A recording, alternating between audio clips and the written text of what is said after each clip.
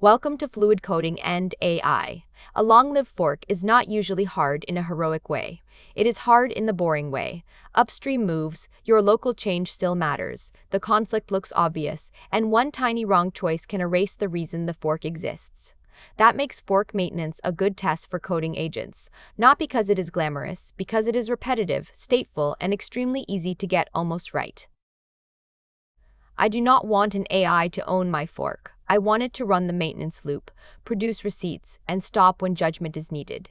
So the question is not, can an agent make a diff? That bar is too low. The question is, can skills plus measurable checks turn fork maintenance from a human memory loop into a reviewable agent loop? By the end, the useful answer should be practical: when to try it, what to measure, and where not to trust it. The normal fork loop is familiar. Add an upstream remote, fetch, merge or rebase, hit a conflict, open the file, decide which behavior should win, delete the conflict markers, stage it, commit it, run tests, then stare at the diff long enough to remember what you were protecting. GitHub's own docs describe the same basic work: sync the fork, resolve conflicts when they appear, and make sure the branch can be reviewed again. Nothing about that is magic. The risk is attention.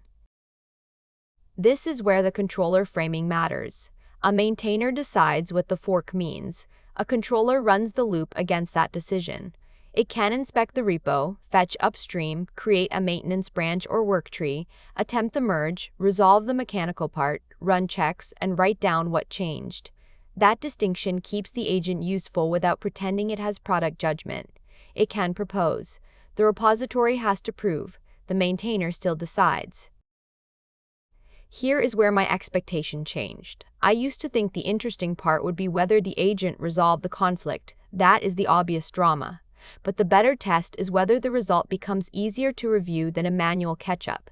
If the agent gives me a patch with no evidence, I still have the same problem, just wearing a nicer jacket. If it gives me commands run, tests passed, invariant checks, diff scope, and review risks, now we have something worth discussing. The smallest credible experiment is deliberately boring. Make an upstream repo with a tiny app, tests, and one behavior the fork changes locally.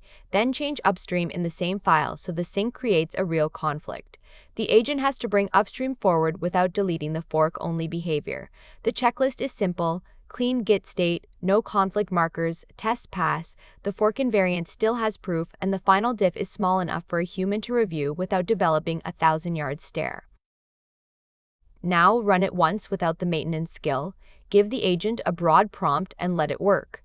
The important measurement is not just pass or fail.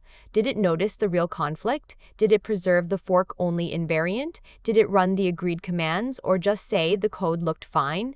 Did the report explain what a maintainer should inspect? This is the part many AI coding demos skip. A diff is not an outcome. A diff is the thing you now have to be suspicious of. The second run adds a skill. A fork maintenance skill should not be a motivational poster. It should encode the boring procedure, required inputs, branch names, local invariants, test commands, stop conditions, and the required report. This is where agent skills are interesting. The open agent skills format is just a folder with instructions and optional resources, but that is enough to package a maintainer checklist. Codex also has project instructions through agents.md, so the workflow can have both standing repo policy and task-specific procedure. Skills tell the agent what to do. Checks decide whether it happened. That means a conflict marker scan, unit tests, a targeted invariant test, maybe a smoke test. In a real repo, status checks and branch rules can require those checks before merge, and merge queues can test changes against the latest target branch. This is also where hooks fit. A hook or script can block the simple failures before review, leftover conflict markers, missing generated files, or tests that were never run. The agent may be flexible. The gate should be boring. The benchmark context is encouraging, but it does not answer the fork question by itself. OpenAI reports GPT-5 at 74.9% on SWE bench verified and 88% on Aider polyglot, while terminal bench shows strong current agent harnesses in terminal tasks. Those are useful signals that coding agents can operate in real code and shell environments. But SWE bench is issue repair. terminal bench is terminal skill, and fork maintenance is history plus invariance plus review. Even OpenAI has argued that SWE bench verified no longer cleanly measures frontier coding capability. There are still sharp edges. A skill can encode a bad workflow. CI can pass while the fork invariant is broken if nobody wrote the invariant test. Rewrite can replay an old conflict resolution, which is useful only when the old answer is still right. Cloud agents also bring environment, network, and governance questions that should not be hand-waved. The scariest failure is not a loud crash. It is a plausible patch that silently accepts upstream behavior and removes the reason the fork existed.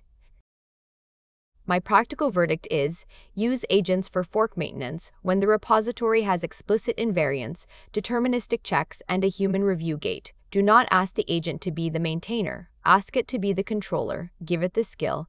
Give it the check commands. Make it produce a report with changed files, commands run, checks passed or failed, unresolved risks, and the exact places a human should inspect.